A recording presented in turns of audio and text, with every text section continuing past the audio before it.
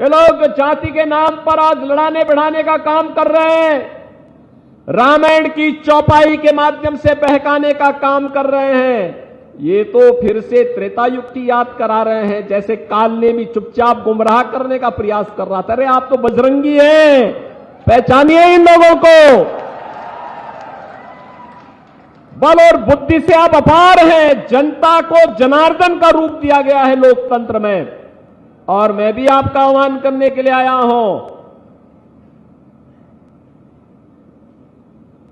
कि आपको लोकतंत्र ने इतनी ताकत दी है। जैसे हनुमान चालीसा में हम पढ़ते हैं ना, बल बुद्धि विद्या देहु मोहि हरहु क्लेश विकार। ये जातिवाद का क्लेश हर डालिए, ये क्षेत्रवाद का क्लेश हर डालिए, ये संप्रदायवाद और तुष्टीकरण के क्लेश को हर डालिए, और अपना जनार्दन स्वरूप दिखा करके वही बोलिए जो राम को लाए हैं, जो कश्मीर में धारा 370 को समाप्त किए हैं, हम उनको लाएंगे। जिन्होंने 3 तलाक को प्रथा को समाप्त किया है, हम उनको लाएंगे।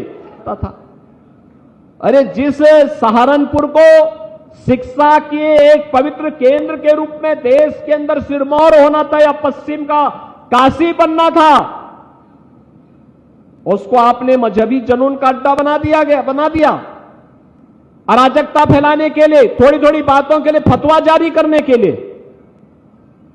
अब वैक्सीन भी कैसे दी जाएगी, यह भी फतवे से तय होगा।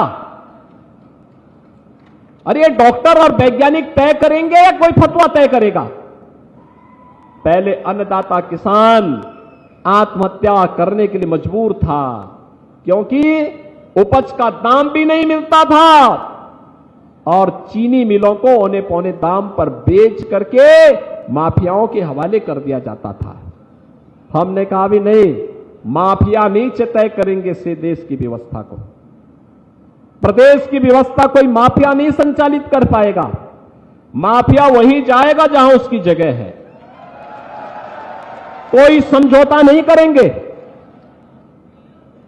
अगर कोई बेटी और व्यापारी की सुरक्षा पे खतरा बनेगा तो जीरो टॉलरेंस की नीति के तहत पहले से तय कर दिया गया कि उसको मिट्टी भी नहीं मिलेगी फिर। और बहनों और भाइयों, आप देख रहे होंगे अब कोई जेल में, कोई जहन्नुम में, और बाकी जो बचे हुए हैं स्वयं ही राम नाम सत्य है की यात्रा पे निकल गए हैं। आप देख रहे होंगे ना, बड़े बड़े धुरंधर हुआ करते थे पहले। सपा के लोग कैसे उनके सामने दुम दबा करके चलते थे, कांग्रेस के लोग कैसे नतमस्तक हुआ करते थे। जब वे चलते थे तो मुख्यमंत्रियों के काफिले रुक जाया करते थे, मंत्रियों के काफिले रुक जाया करते थे, और सरकार बदली। हमने कहा एक काफिले कोफिले बंद होने चाहिए भाई, होटल होटल सब बंद कराओ आप। और फिर उनकी गर्मी को शांत कर दिया गया, एक ही बार में हो गया ना गर्मी शांत।